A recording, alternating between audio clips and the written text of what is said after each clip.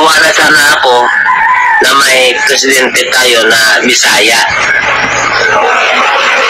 For the first time, no? Talaga ba? Duterte. At natuwa na rin ako na may vice president tayo na Bisaya. Anak ng dating presidente.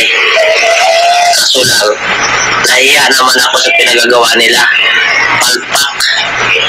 For the first time, unang na-enfits na vice president sa Pilipinas ay si Sara Duterte. For the first time na may napunta ng ICC ng dating president na Bisaya, si Duterte. Ako po'y nahihiya. Ang gagaling kasi.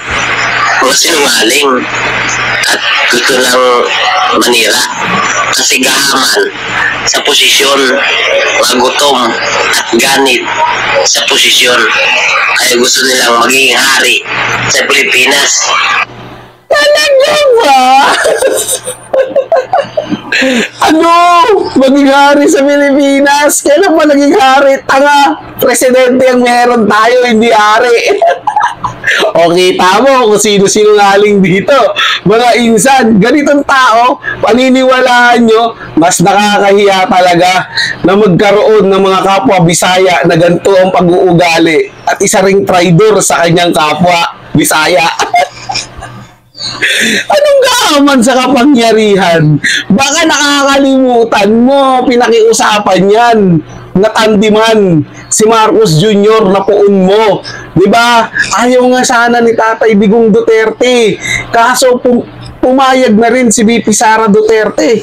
Kaya nanalo yung puon mong si Bangag. At eto pa ang matindi.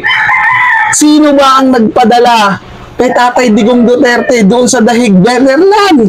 Di ba yung puon mo at yung mga liboris niya? Mas nakakahiya ka kasi wala kang alam at nananatili kang uto-uto kung sino ka man. Manatili ka na sa pagiging uto-uto mo.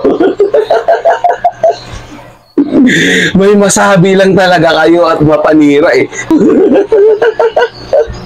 Ang hindi.